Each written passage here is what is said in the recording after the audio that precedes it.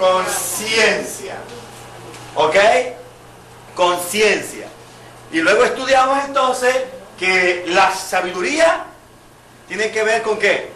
Con el entendimiento que debe tener el que tiene la responsabilidad. Es decir, cada hombre que se casa con una mujer y tiene hijos y conforma una familia, debe tener ¿qué cosa? El entendimiento para obtener ¿qué cosa? Sabiduría para poder ¿qué? Edificar su casa. Y según el versículo 5, ¿quién es el que debe edificar la casa? El hombre. Dice, el hombre sabio es fuerte y pujante, vigor, el hombre docto, porque con ingenio hará la guerra. Y es el hombre entonces quien tiene la responsabilidad de ¿qué? De edificar la casa, pero debe edificarla con sabiduría. Eso fue lo primero que desarrollamos. Luego desarrollamos que el hombre debe afirmar su casa ¿con qué? Con la prudencia. ¿Qué dijimos que era la prudencia? La paciencia, la inteligencia, el tener la agilidad, el dominio del hogar. Y por último, el hogar tiene que ser llenado. Las cámaras, cada cámara se refiere a los cuartos, que la casa debe tener los muebles y los inmuebles que ella necesita, todas las cosas que necesita, y eso se logra a través de ¿qué? De la ciencia. ¿Qué es la ciencia? El conocimiento. El hombre tiene que tener el conocimiento de cómo traer y llenar la casa de todas las cosas que se necesitan. Cuando estos tres requisitos un hombre los tiene, es capaz entonces de edificar su casa. ¿Cuántos están conmigo de aquí? Amén. Entonces, basado en esto, hicimos un cuadro donde dijimos entonces que el hogar de un creyente, según esto, yo saco tres componentes que debe tener un hogar. El componente ¿qué? Humano. El primer componente es el componente humano, que está integrado ¿por quién? Por papá, por mamá y por los hijos. Estos tres son ¿qué cosa? ¿Son qué cosa? La familia. Los agregados que son parientes. A partir de ahí, abuelos, tíos y primos no son familia, son los parientes de esta familia. Pero la familia está constituida por ¿quién? Papá, mamá e hijos. Nadie más. Los demás están agregados y están de paso ¿de qué? Y están de más. Y establecimos como condición que la Torá establece que el hombre dejará ¿a quién? A su padre, dejará a su padre y a su madre, se unirá a su mujer y será una sola con él. Aparte, totalmente aparte. Desde el momento que uno se casa y se queda arrimado a que la suegra o en casa de papá, ya de ese momento está marchando mal ese matrimonio. ¿Ok? ¿Cuál fue el segundo componente que estudiamos? Físico. El componente físico. Y este componente físico está entonces referido ¿a qué? A los muebles e inmuebles. ¿De quién? Que debe tener la casa. Los muebles e inmuebles que debe tener la casa. Una casa sin nevera, sin lavadora, sin cocina, no puede funcionar la casa.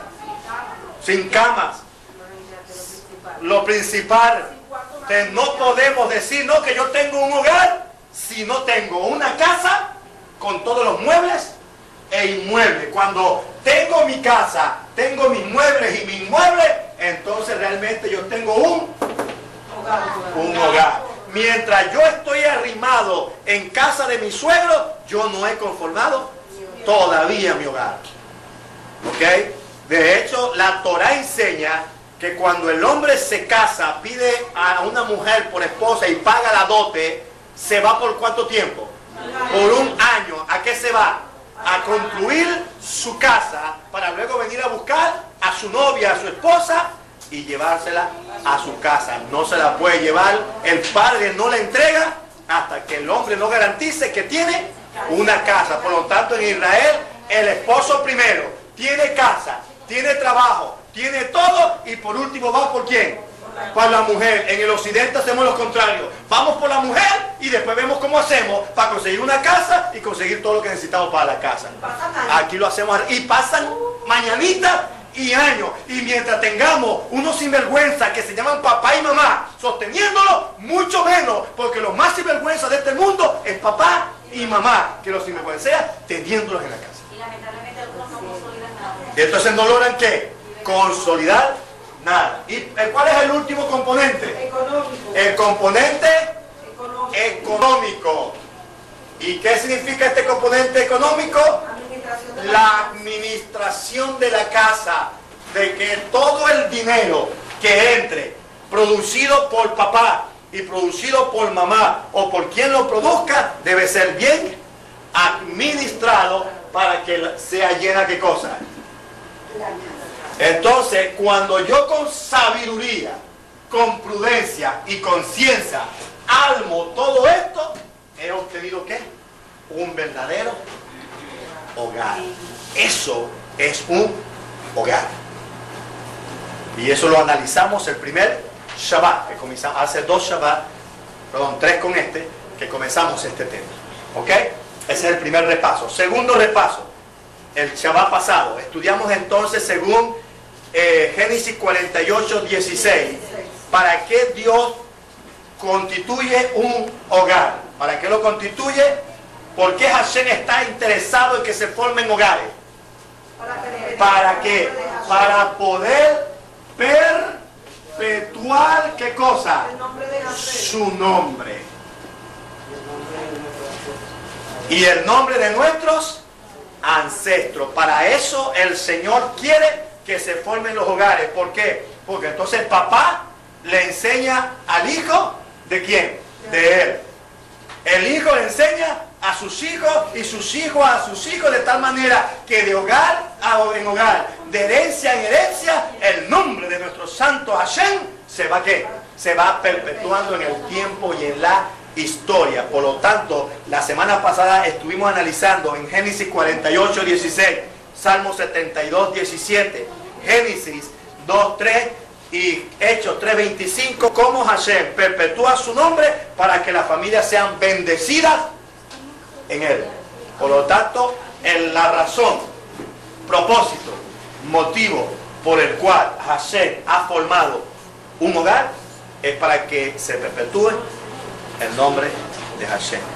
Tristemente, ese hogar que estoy escribiendo allí y que estoy describiendo ahorita es el hogar que según la Biblia debería ser. Ese es el deber ser. Pero entre esta realidad y la realidad hoy, hermanos, nada que ver. Y es por eso que en esta comunidad, la Cajal Bet Yeshua, estamos dando estos temas, para que nosotros conformemos con hogares conformes a la Escritura. Para lo que ya tenemos una familia, podamos empezar a armar todo esto y constituir un verdadero hogar. Y los que están por casarse ya sepan cómo hacerlo, y los que vienen en camino, que son adolescentes, pero que dentro de poco van a ser jóvenes, van a ser adultos y se van a casar, ya sepan, en mi comunidad se nos dio las instrucciones de cómo debe ser un verdadero hogar. Entonces yo necesito, hermano, con este breve repaso, recordar para que por lo menos quede firmado un poco esta parte y que ya hemos hablado, y recordarla. Esto que está acá es un verdadero hogar. ¿Ok? Hasta la semana pasada llegamos allí. Seguimos avanzando en el hogar. Vamos entonces a hablar del componente humano del hogar. Vamos a dedicarnos esta noche, en el tiempo que nos queda, a el componente llamado humano del hogar. Y vamos a dedicar la primera enseñanza a el más importante de la casa, a papá.